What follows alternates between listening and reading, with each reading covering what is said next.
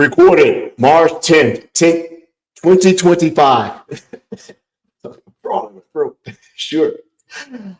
Welcome to the Microsoft Security Insight Podcast, aka Red Cup Security. Good afternoon, Ray. Good afternoon, Brody. And that delinquent Rodney is still not here. So, how you doing, Ray? Oh my goodness, I am. It's been a whirlwind. I want a Red Cup Security moment for my. I want a red jug security moment. Red jug security. I like that. I like a punch bowl. Just a funnel. Just IV me. Yeah, I like that. That type of day, huh? Oh my God. Yes. All good. These are privileged problems to have, if at all problems, right? Like just my 6-year-old now, she's 6. So I had a like business mode, then ran to the school to do story time because everybody knows I have a very strong maternal instinct. Like it's palpable. And then I ran back to do more like high profile customer meetings and then figure out operational models with some of our incredible MISA partners. Oh my gosh, they're amazing. Shout out to Blue Voyant collaborating on just building out something amazing. So yeah, that's just business momming. And capstone. Oh, I'm right at the precipice of graduation. Just have a few more weeks.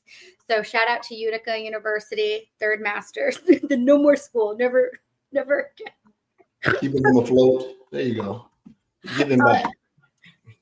So that was just a little bit about me. How's your week been?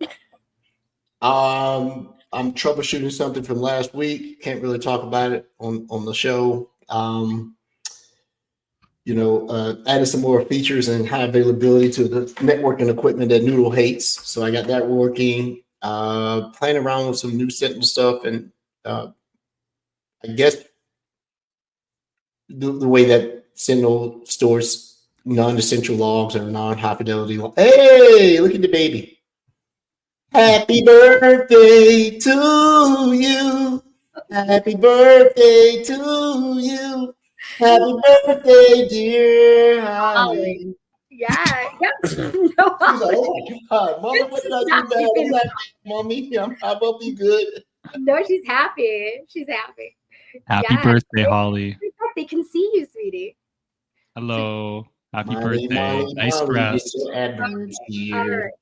right, sweetie. Okay, this is your debut. Great, amazing. You came a little bit early. That's okay. Nothing of importance was missed. Nothing. I was listening to. I'm hallucinating, just like Copilot stuff, right? No, we call them distortions. Them distortions. Yes, that's more inclusive language. Distortion of the reality. Distortions. Yes.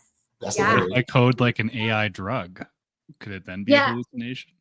Well, no, Maria Young put me onto that. I thought it was like spectacular the way that they're framing it, because the industry does like they use hallucinations, but it's not actually capturing it's not as precise as a distortion, I would say. So I think it's actually more helpful and effective in its framing. Yes. So since watching this and recording, she could see it. I know exactly what it is that she was engaging with last week. Yeah. Distortion seems deliberate, though. Like the truth, right? Intentional. Like, yeah.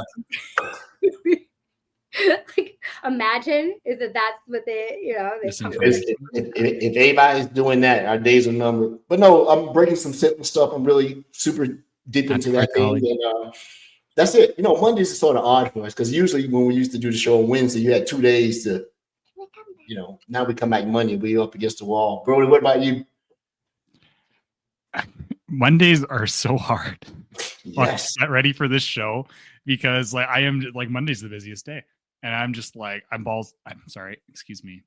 I am quite busy all day. And then the show, and I have I've just been doing all the Monday things, man.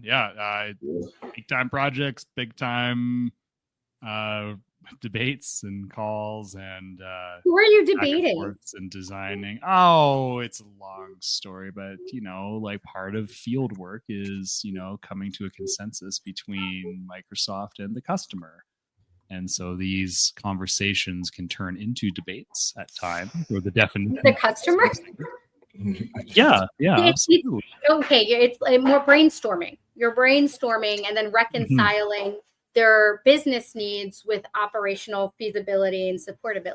Yes, exactly, Ray. Ooh, Yeah. Very good structured sentence, making sense of my thoughts. I really appreciate that. No, I mean, please dial me in to any debate that you're having with a customer. Yeah. I cannot imagine you debating. You're always so Brody is always argumentative. Brody likes a good debate. Is that what it is? Debating. Yes, I do. The customer is not always right. There you go. That's it. Debating. Fancy word. I was having a difference of opinion with the customer today.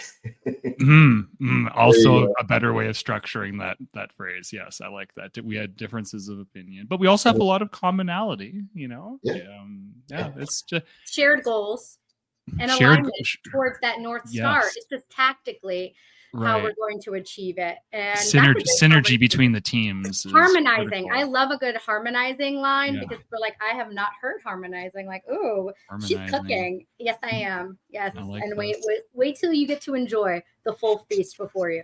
For some say Edward's got a beard. Yep. Edward's lazy, doesn't like to shave. I got a bunch of show notes, but I'm not going to do the readout like I did last week. Been doing a lot of reading to catch up on some stuff, doing more work in identity. I had a really cool link for Purview that one of my peers is doing for FSI community. Big shout out to Nancy Collins. I think they'll be on the show here next week. But she's doing DLP as a service, and with Copilot is actually pretty slick, and they're doing it next month. So I'm going to get it all advertised out for the next show. I just forgot to bring over the collateral. So, but hey, we have a great guest on the show sitting in the green room, eating up all the snacks. Got to get out of there. What's the over-under that I butcher her name when I say it? Any over-under? Oh, I'm always betting against you when it comes to names. Hey, He will debate you on the name. He's going to debate whether I said it correctly or not. I'll let the guest. So I'm going to bring her on right now. That's why you just let her do her own introduction. Yeah, I like hearing you mess it up. Honestly, hi Lisa. Sorry. Nope, I'm ready to hear it. Let's do the guesswork. Lisa Perdelwitz. No, Perdelwitz. But it's okay. It's okay. I have been married for 21 years, and my mother still can't say it. Oh, okay. So it's not just you. So this time. The correct pronunciation of your last name? Perdelwitz, but I will answer to hey you, to Lisa. Just as long as they're calling, right? Yeah. So welcome. You are a friend and a guest of Ray on the show. So Ray, Lisa's kick ass. I'm gonna provide space for Lisa to introduce herself, but I met her during DEF CON in Vegas. And she's like, oh, yeah, no big deal. I'm just kind of saving the world. I was CISO of this huge company. And then I decided I'm going to step back and then just focus on global impact in a significant way and just follow my passions in terms of empowering and protecting the world. I was like, oh, yeah, no, definitely, for sure. So it blew my mind. And I thought, wow, this human being is quite exceptional and super special. And we are privileged to have her with us on the show. And again, Lisa, please share your actual CV and let us know who you are, what you've done, and what you're doing right now. Wow, she makes me sound way more interesting than I am. So I wish she hadn't introduced me because now I have to live up to that. You got this, Lisa. We believe in you. It's okay. You can make some stuff up if you want. Thank you for that support. I just met you 5 minutes ago, but I need that support. You're welcome. Anytime. I entered cybersecurity and leadership about 25 years ago when I joined the Air Force. And that in and of itself was a huge thing. When we're talking about women in cybersecurity, I never really understood the phrase, you can't be what you can't see, until I realized I joined the Air Force because of my sister. My father would have bet his mortgage I would not try to do anything that would require people telling me what to do in off hours or getting dirt under my fingernails. But I would go visit her at the Air Force Academy. She's 8 years older than me. And I would see this camaraderie and this esprit de corps that at the age of 14, I didn't know how to get that, but I was like, I want it. So I joined the Air Force as well. I didn't go to the academy. I went to the #2 party school in the world, University of Alabama. But I joined the Air Force, and I wound up going into cybersecurity, and I wound up being a people leader the very first day I was in, with 24 people under me and 21 years old. And I found that as much as I love cyber, leadership was even my bigger passion. I didn't know what I was doing. Amazing people came alongside me and showed me how to be a leader. And roll tide, yes. And then I came off of full-time active duty when I got pregnant with my daughter, because I wanted to not deploy. And that was about 15 years ago. I entered full-time corporate. I continued to moonlight in the Air National Guard. And that was a lie about deploying, because I've done it 3 times since I went into the Air National Guard for a year each. But the Air National Guard unit that I was in out of Seattle was phenomenal. I mean, some of the smartest people in the world. And that's really where I saw full spectrum cyber security and cut my teeth on what it means to be a cyber expert. And I mean, everyone in that unit was far smarter than I was, but I decided through my exposure to that full spectrum that cyber defense was, in my opinion, the sexiest. Even though people say offense is the sexiest, I think defense is harder. And I leaned into that. And so I'm a people leader here and a people leader on the corporate side, and doing defense in both of them. And that's where strategizing just became something I loved, because it was almost like solving puzzles all the time, and being a mouthpiece for these really weird neurodivergent people that were just so amazing, but didn't know how to put what they were doing in these business terms that a non-cyber person could understand, so they could feel value add. And so I found my niche there, and that's what I've been doing ever since. Very cool, Lisa. That's a lot. But first, thank you for your service. I haven't retired yet. August will be 25 years, and that's what I want to be when I grow up, is retired from the Air Force. So. Oh, 10 years Navy myself. 25, yeah. You do that. Oh, okay.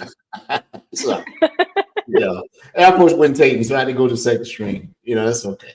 It's all right. So it's known that service members that separate from the Air Force are some of the top cybersecurity practitioners when they come out. That it has a great reputation to produce some great civilian cybersecurity. I was part of the TEALS program for a couple of years here, and the MEALS program here at Microsoft, being able to help those service members transition into the career. So there's some sharp people that come, really. And it makes you think, wow, I mean, civil service or military is not too far in skill set behind civilian and commercial. So that's really good. I'm surprised they let you go. Can you talk? Can you still talk about the things you do in the Air National Guard? No. I can talk about some of it and some not of it. But being in the Air National Guard, one thing I love about it is kind of the best of both worlds. And that's one of my passions, is there's this sort of imaginary lines that we draw in cyber, I think, that hinder us, whether we're talking about company borders or public-private sector borders. And those lines, they truly are imaginary. It's one network, and the opportunity for destruction comes kind of at those seams that we don't want to talk about because of competition or siloing. And so being in the Air National Guard, I get an opportunity to kind of break down some of those silos by leading people who do this in the civilian world 28 days out of the month, and then come over into the military and do it there 2 or 3 days out of the month, or maybe they get deployed and they can do things there that they don't have the authority to do in corporate. But you can sort of merge these resources of a government with the training and the capitalist driven speed and acceleration and best practices of corporate to make a powerhouse of people who can kick ass. And I really enjoy being around that. Yeah, there is that thing that when you talk to, and you see now that you told me you were in the Air Force, I can see it. Really? Because most people think it's my husband that's in. No. So what do you do now? Well, on the military side, I'm actually head of plans and programs for the state of Virginia. And I have I'm wrapping up a project on my way out the door that is one of my favorite of my career. When Finland joined NATO in April, I think 2 years ago next month, they became eligible for something called a state partnership program with the US. And what that is that it's a contract you sign with the US that will pair you with a state so that you can work together to bring up your collective warfare programs in whatever area you deem necessary. And so when they joined NATO in April, I asked my boss, who is I call her the second jumper. The OG jumper was chairman of the Joint Chiefs a long time ago. So it's his daughter. They're both generals, runs in the family, I guess. But I asked her if I could work on courting Finland cyber leadership to maybe get them to a place where we could show them how we could bring up our collective cyber warfare programs against, given that they share the largest border with our arch nemesis, Russia, my arch nemesis, I'll not speak for everyone else, to be able to partner together to bring up our programs together and really make an impact in that way. And she, being the fantastic leader she is, gave me a lot of autonomy and the resources to be able to do that. So I began courting them in April 2 years ago.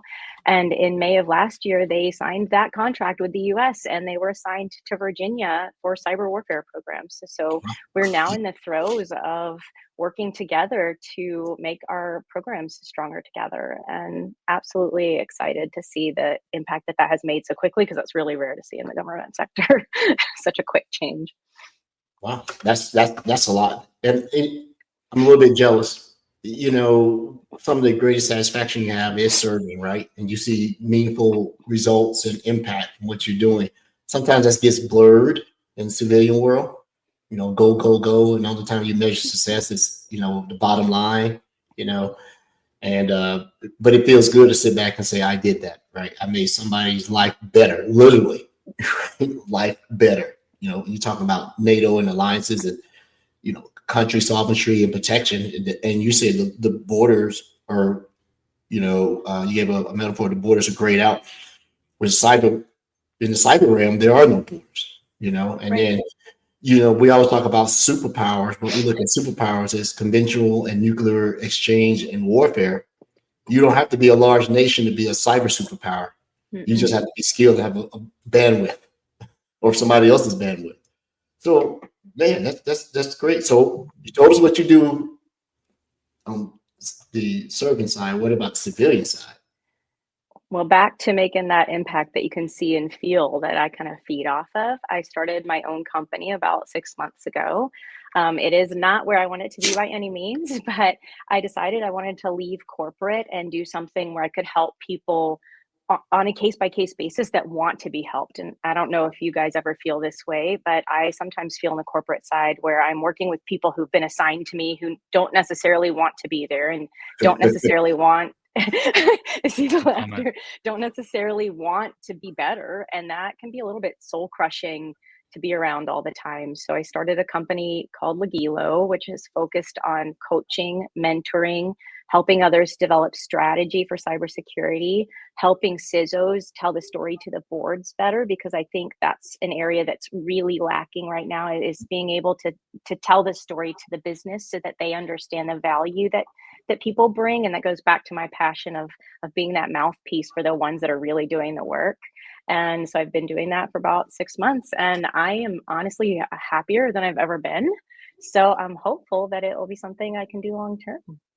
For sure. I have every confidence in you, Lisa, and I love the way that you articulated it when I first met you. And it was more so along the lines of the talent that you had deployed to you or assigned to you wasn't necessarily supported in the ways that they needed in order for them to be as successful as possible. And that's kind of where this calling and drive came from, is that, like, if I were to step back from this very specific position and have more latitude in how I can extend all of my capabilities, all of my experience and my passions, can I help drive this mission more effectively, right? So it's I love how you're balancing the helping CISOs understand the narration or the storytelling around the business value of a robust security program, and also setting up the technical talent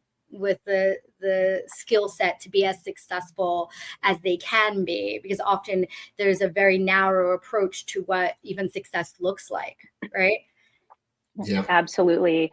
And in fact, I was at a speaking engagement the other day where the audience asked me, what are the questions I get asked most frequently from CISOs, and what are the questions they're not asking that they should be?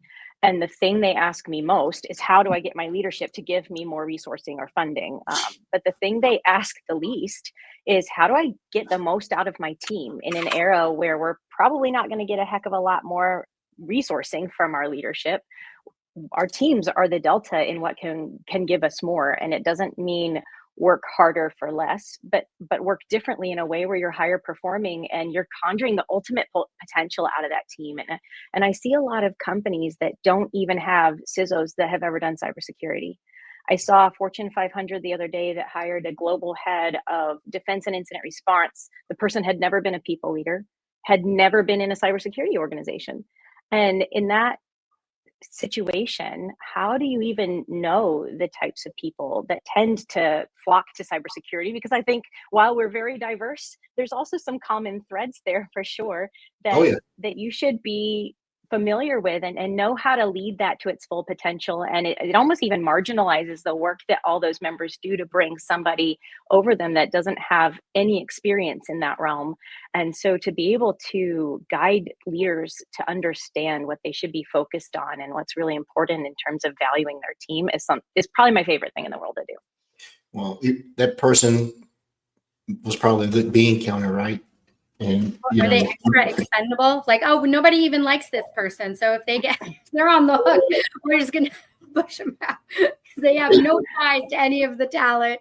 They don't have any work history related to cyber. That's fine. But it's quite jarring to have that level of leadership almost implemented just at the top down. That's gobsmacking.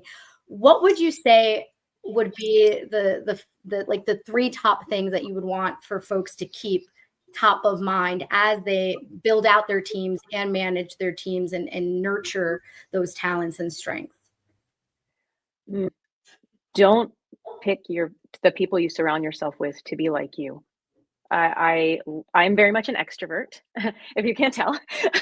That is probably not the more common between extrovert and introvert within cybersecurity. So one of my key inner circle people is a diehard introvert that has no problems telling me like it is. Lisa, what you just said to that group of introverts did not land the way you thought it did, right? And that is critical to me understanding and growing and being able to lead my teams in increasingly effective ways, but also riding the ship really quickly if I say something that could fester otherwise, and maybe I didn't even know. So counterintuitive to our human nature to want to put people around us that say all the things we want to hear, but picking those people that are different from you that don't say the things that you want to hear, they're hard to say.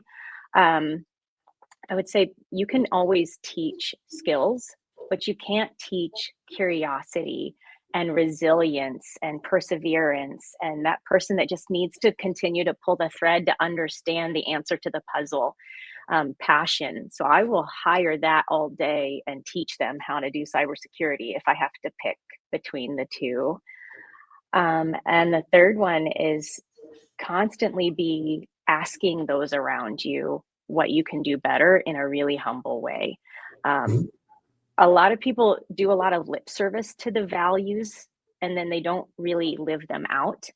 And so I think if you're acting them out through your teams, they'll believe you believe in those values in a way that will make you collectively just so much stronger and healthier and high performing. Yeah. And you said something very interesting. You're saying that the human or the people aspect is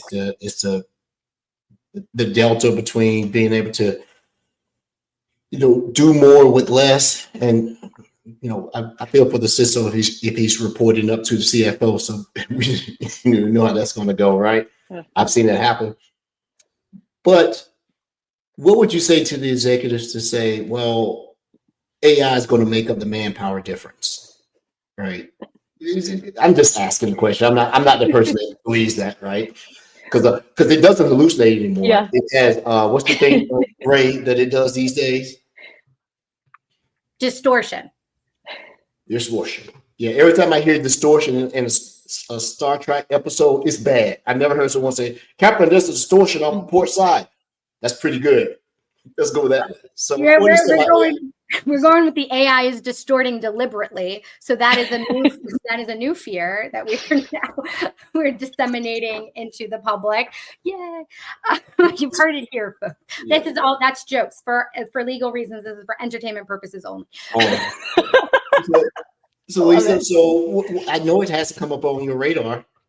No Air Force pun intended, but how do you navigate that discussion? Whereas, how's AI going to help my strategy with the shortage of this manpower that seems so hard to get? But I always hear all these jobs that are available. So the math ain't mapping. But let's talk about the AI aspect of it.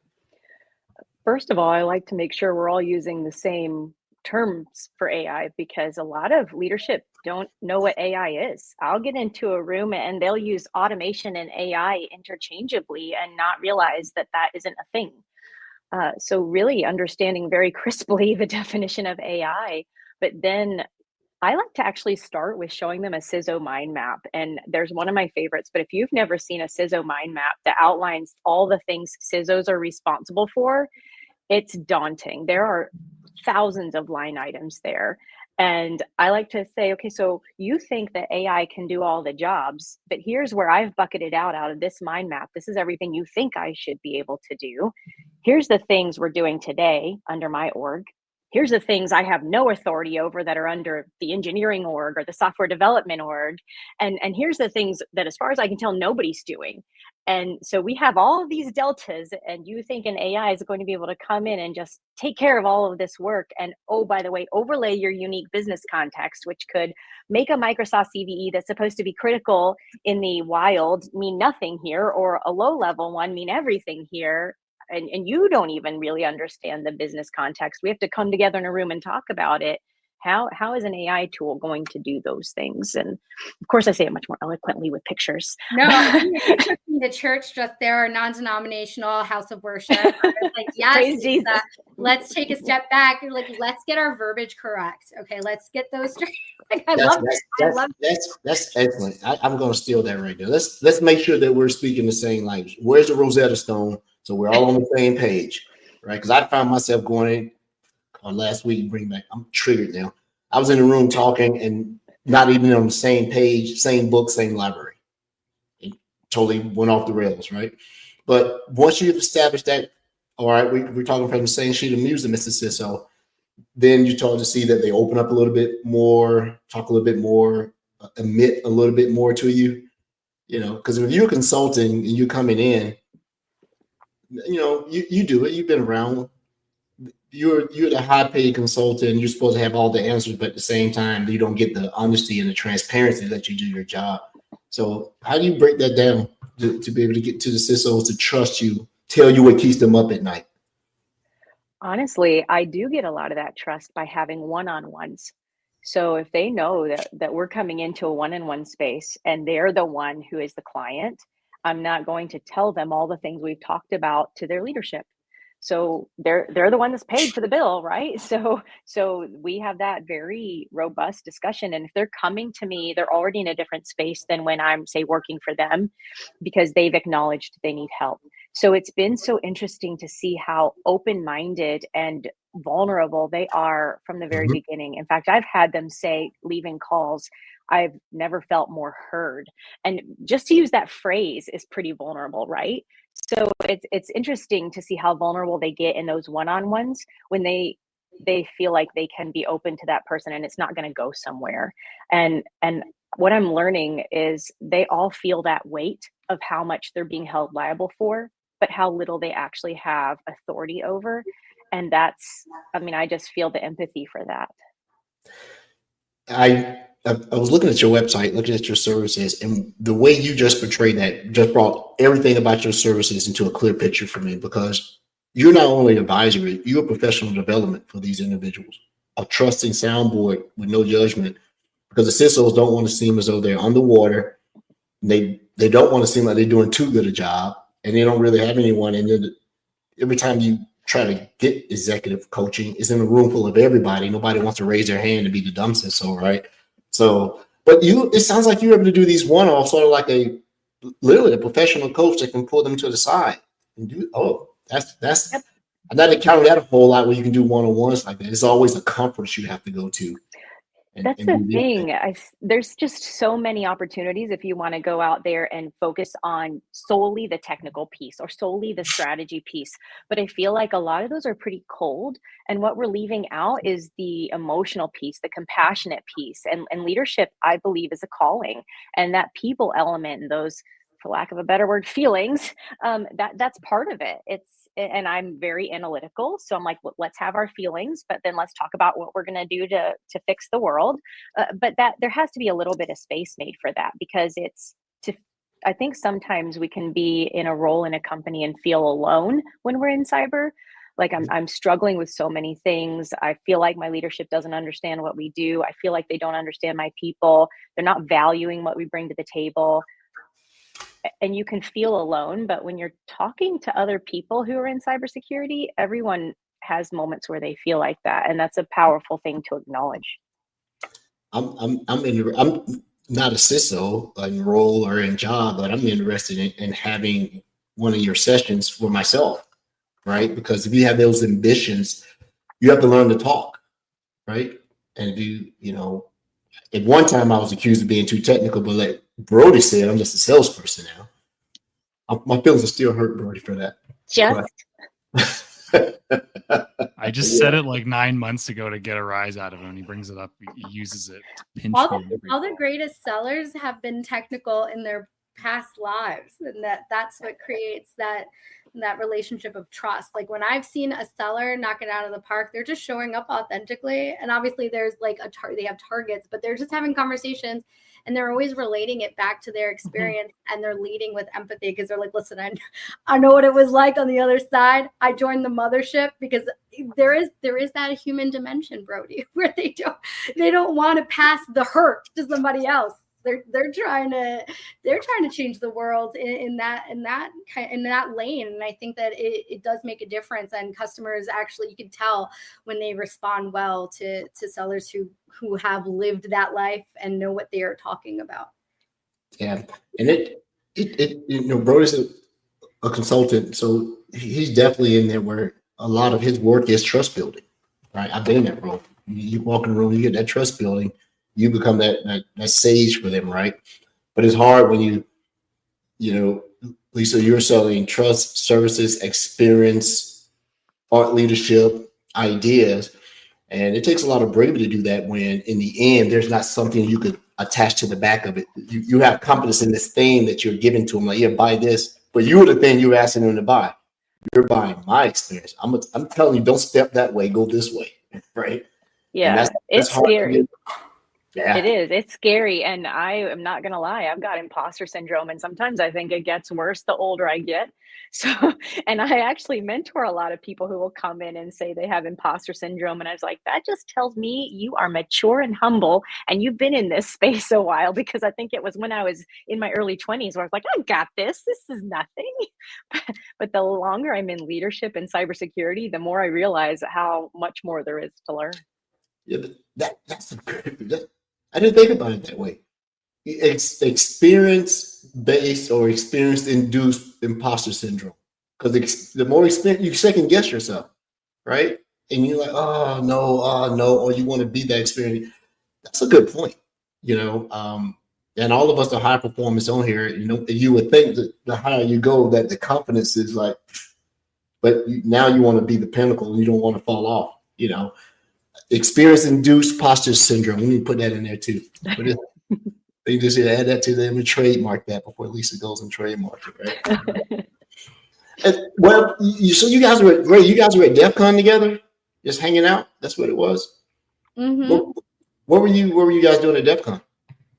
I don't know, what were you doing at I was existing at DEF CON. I was we I know I was going to come, but I couldn't break off and get there with you guys. But Lisa, tell us about, do you go to DEF CON like every year annually? Was it special this year? Tell us more. Tell us everything about you, Lisa. Oh my.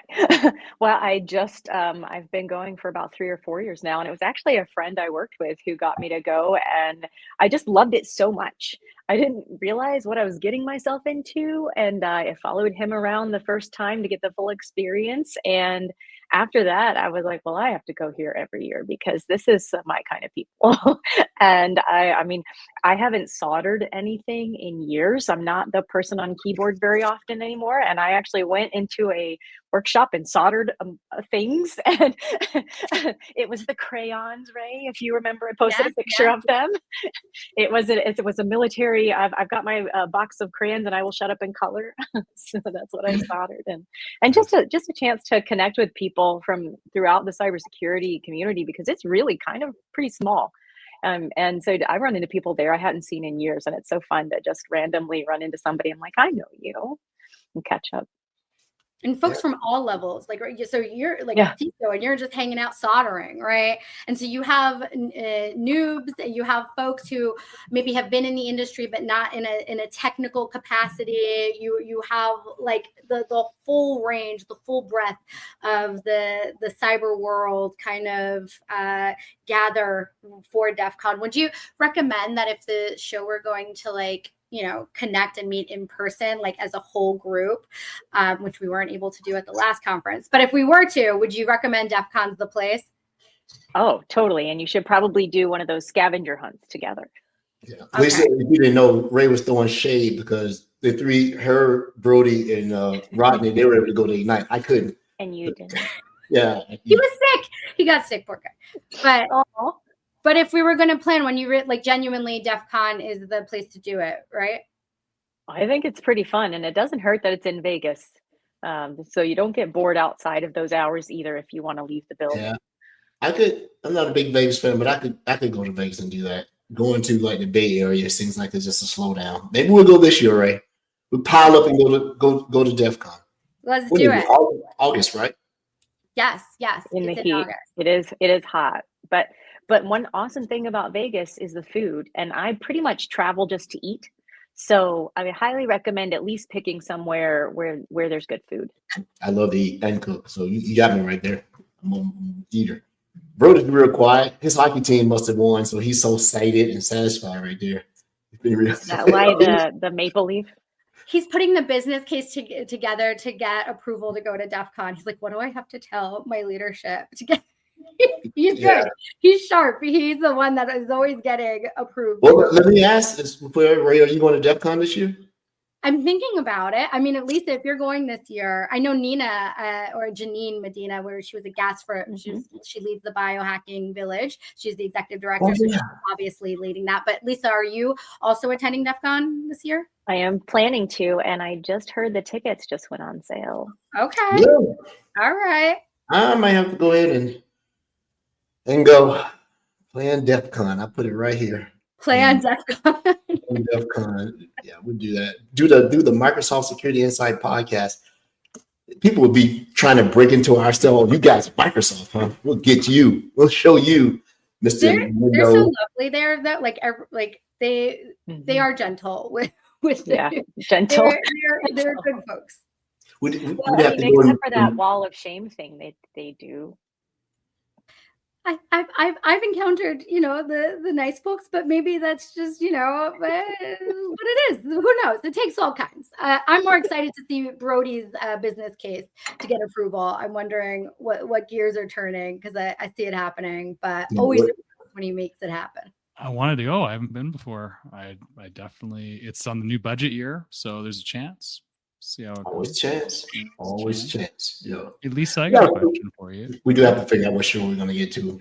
Take them back. What advice would you have for other women looking to get into cybersecurity, given your experiences and your path? Ooh, that's a good question.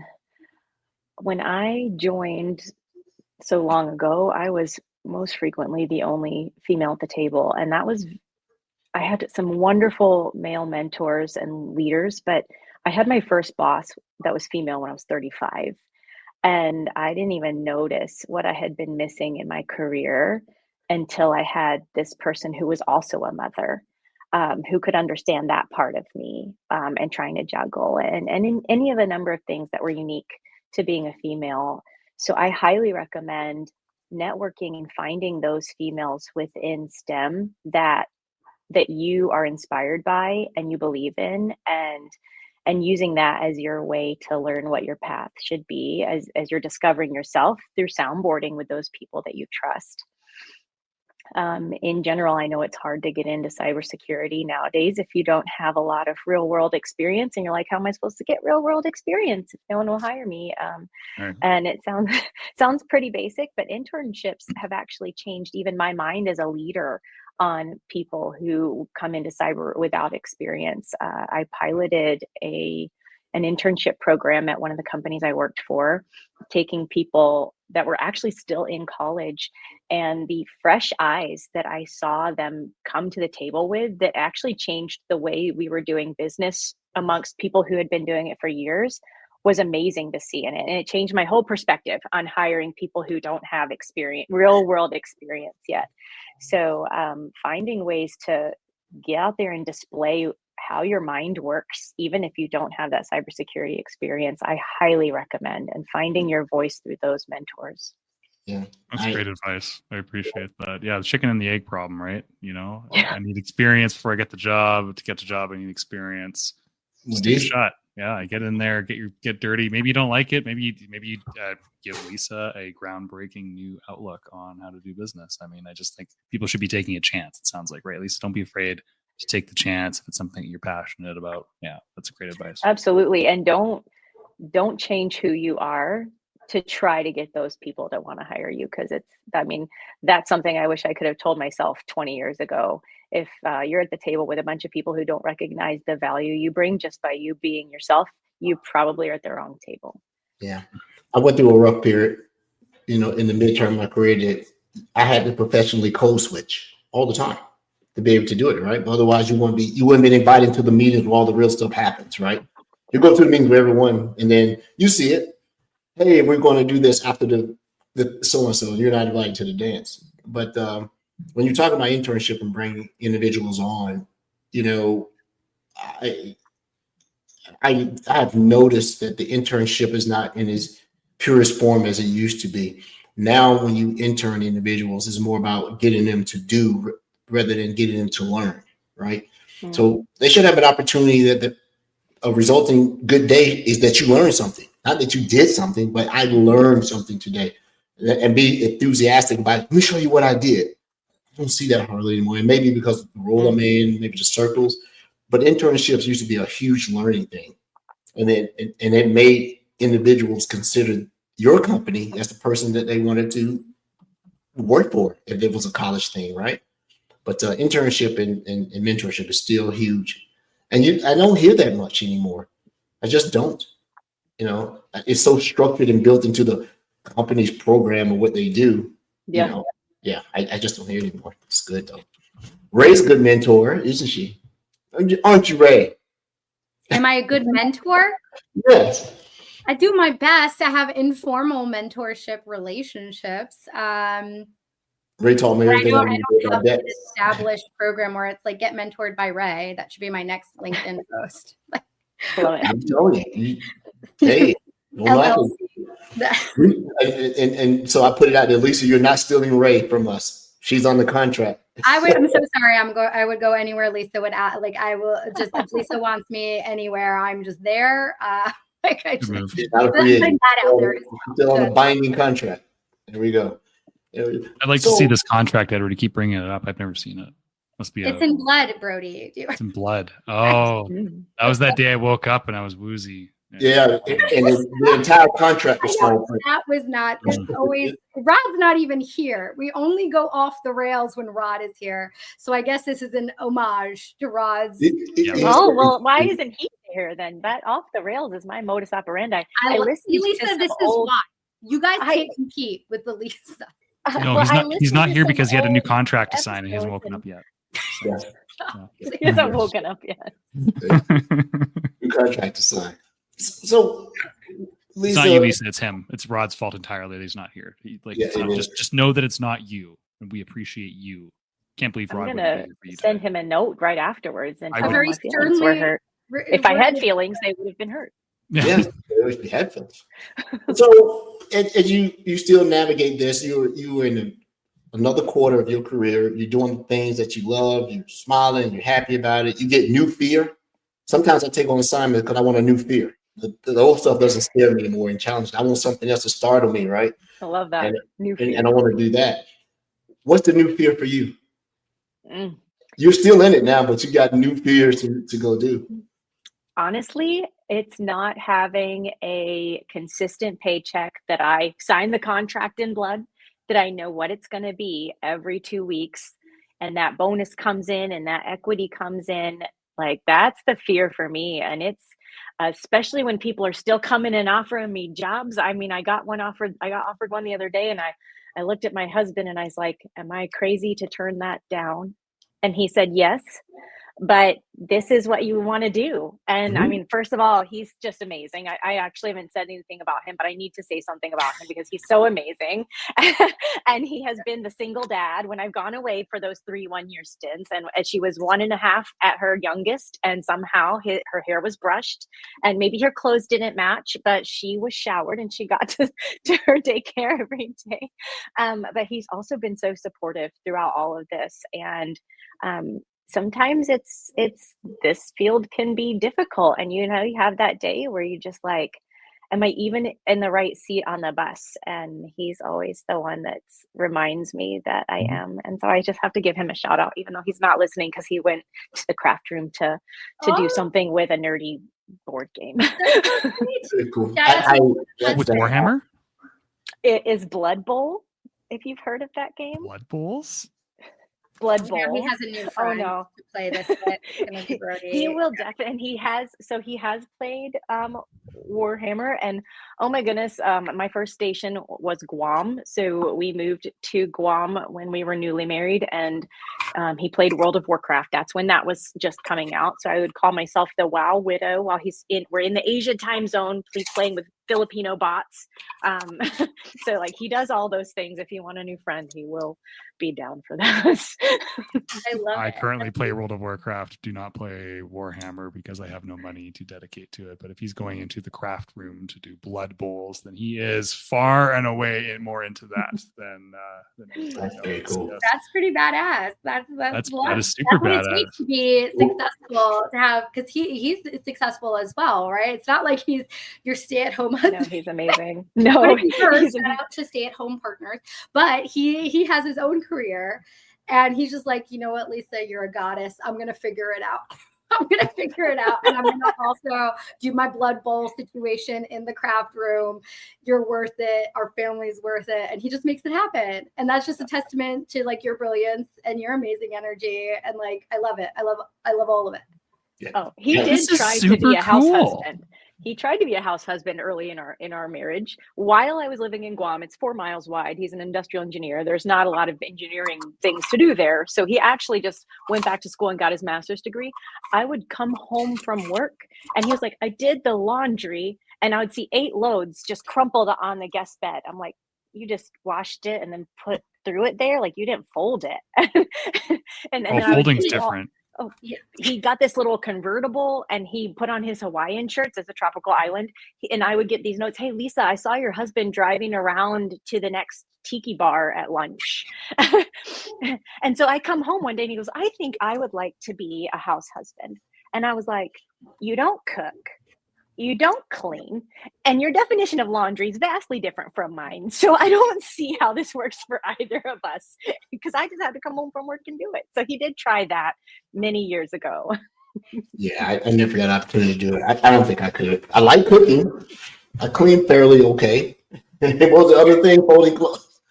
Do you have to fold them when they're clean or dirty? I'm not sure. Did we all miss the part where he just got another master's and then he like contemplated being a house husband, and then Lisa's like, no, that is not what's going to happen. You're going to go work with the addition. Did he have a master's before that? Was it an extra master? Okay, It's so a new master.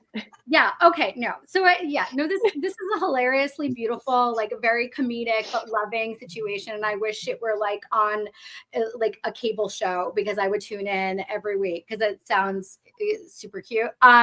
Okay, so you don't need a house husband because you have a husband with a career. But he tried it, but you decided not for our family. Nope. And you get offers for jobs that you decline often. I believe it. I think you should have like a repo of jobs that you've declined. And do you pass them on to other people? Are you like, hey, it's not for me, but you should like reach out to so and so? Sometimes, yeah. I've been remote for 15 years. And I'm pretty passionate about the work-life balance that brings. So when I get offered jobs that are aligned with that, I want to be able to pass those on to other people too. It's kind of a weird age we're in right now. I was remote before COVID happened. And what is this space that Brody is giving? I'm just looking at Blood Bowls. Like, this is like really interesting take on Warhammer. I think my buddies might actually want to get into this, but we just don't do the painting because that's like all the work. Well, he paints them. That's one of his favorite things. He's an introvert. So that is one of his favorite things is to go sit in a room where I don't bother him too much. If I do blood paintings, can I just tell people I'm an introvert? Like, pay no mind to my blood paintings. Yeah. I'm just introverted. Except for you're using real blood. Oh my goodness. Yeah. Oh, now I wish I had pictures. I used to play Dark Age of Camelot. Don't give me. Listen, I got my stripes too. Listen, all right, we're all nerds here, okay? Brody is now. He's going to start stalking your husband, Lisa, and I really. I'm not going to stalk him unless he wants to play World of Warcraft Season of Discovery Phase 7 Nax Ramus. What incantation did you just perform on me? Yeah, I just forgot all of yesterday. I know what he did. It got me. Well, Lisa, it sounds like this journey, this challenge that you took on, the new fear, I have no doubt that you'll crush it, right? And you'll look for another fear and another fear. And what would you say to someone out there who wants to sit here and take that plunge? Because you say you started this because you were going places, you were consulting, you were bringing the good work, the good news, the good word, and sometimes you found people who weren't receptive. It seemed like they were just going through the motions. So you went out, you started this, you want to get people in the best place they can as far as thought leadership. How do you go about evolving that a little bit? Or I sort of lost the clever question I was going to ask just that quickly. I never clever. Yeah, it was. I had a senior moment. It happens. As you navigate this consultative, advisory, trusted camaraderie, thing that you are doing, what do you see around the corner for? I mean, is this something that you believe that CISOs really, really need? And you're going to see more like you come around because it seems now the CISOs are going numb because everybody thinks a product, a solution, or AI. How does the human experience excel over the things that they've come up through the ranks to believe is the only way to do it? Let me go back and show them the question. Yes, please. How do you? It's classic Edward. It's classic Edward. It's the question and then his own thoughts, and then forgets the question. Yeah, he's gonna roll again. He's gonna roll again here with a question for you, Lisa. Go ahead, Edward. Mr. CISO, here are the top 5 things I believe that will help you in your current situation. That's the question. I'm the CISO. Oh, help me out. Oh, now we're role playing. Okay. I have no business context to know what his problems are. Ooh, well, I got employees that don't want to work. They want to play Blood Bowl all day. Whatever I hear you here. I got Ray. She's part-time between 4 or 5 things and getting her 3rd master's degree and everything else. She doesn't want to sit in a soft chair. I have no budget because Rod's never at work. Right. No budget. Nobody updates anything because they're playing Blood Bowl. Ray's not home. Okay. So it's basically like the worst case scenario, Lisa. Like it's like we can't even keep this company secure. Okay, I got it. I'll give you one more piece of context to it. Oh, okay. Please. I just got the role of CISO, and I know I'm in over my head. And I'm brand new. And someone brought me in and said, "Hey, you need to talk to her if you want to keep your job, sir." I just brought you in. Help me keep my job, Lisa. Please. All right. So Sorry, Lisa. the first thing I would say is entire teams don't suck.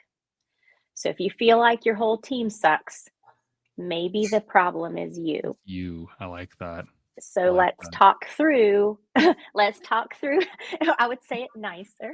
But I was like, let's talk through how we can figure out, you're new. So maybe the problem is the guy who came in before you, right?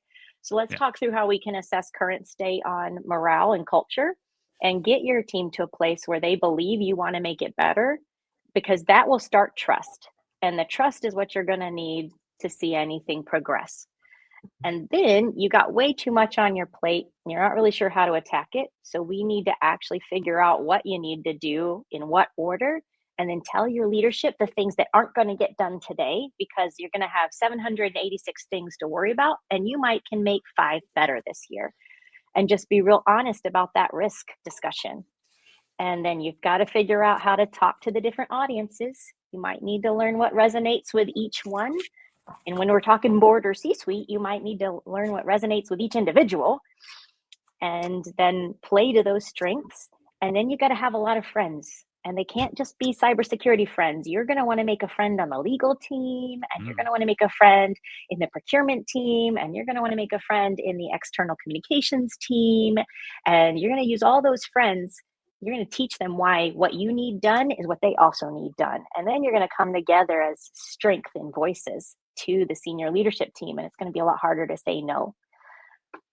And then I got templates for all those things, so you can actually see them in something actionable.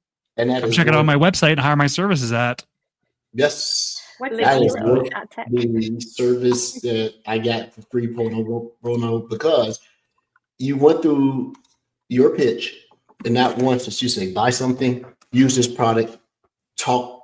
You need to strengthen identity. You need to strengthen your IDS. You need to strengthen this and that. You came in and said, these are the things, right? And I find that a lot of security professionals have a hard time quantifying and measuring the importance of the things that they can't put their hand on, right? Or you can't install, or you can't say, I bought it. And that's great. I took all those down for it. I feel like I owe you money. I should send you money. I love that you said that, though, because that's actually something I see a lot in companies. The leaders that are bolstered are the ones that bolted on the new thing. And that's so frustrating to me. We don't always need a new tool, but it's a tangible thing that at the end of the day, you can say, I turned on. And sometimes it actually hurts the business goals more than it helps them. But because leaders aren't oftentimes really doing the hard work of understanding what their teams need to be doing, they'll applaud that bolt-on tool that may not have moved the needle at all. So I really love that you said that. Yeah, it goes to the easy button. I can say I did it, check a box, move on, right? I've had many moments of professional and career cowardice that I would not get away from the thing that made me safe. Like, I know how to do stuff, but to evolve, you have to sort of pull back and let somebody else do the stuff. So I've had many bouts of career cowardice where I had time to go, but this is a safe spot for me. I don't want to move from this, right? Plus, it's good. Well, we want to be respectful of your time. Make sure that you go get your husband from playing Blood Bowl all day. Get the kiddo. Thank you so much for coming on the show. Feel free to come back at any time. I would love to. We're putting your information in our show notes so people will know how to find you. Referral fee. And skill to salesperson. Thank you so much, Lisa. Any closing words before you leave? I just thank you for having me. It was such an honor, and you all made it so fun, and I'm so excited to get to know you guys better, and I would love to come back sometime. And I have a feeling I might get to know Brody even better, perhaps after this show through my husband. So we'll see how that goes. Yeah. He's like, what's his handle so I can get on Blood Bowl with him? So everyone, thank you so much. We will be back on the 17th for our next show. As we continue to celebrate women in cyber, women that rock the world, keeping us safe, even when we don't know it, right? We're getting it done. Thank you so much again, Lisa. Until next time, same bat time, same bat channel. Everybody have a good one. Peace.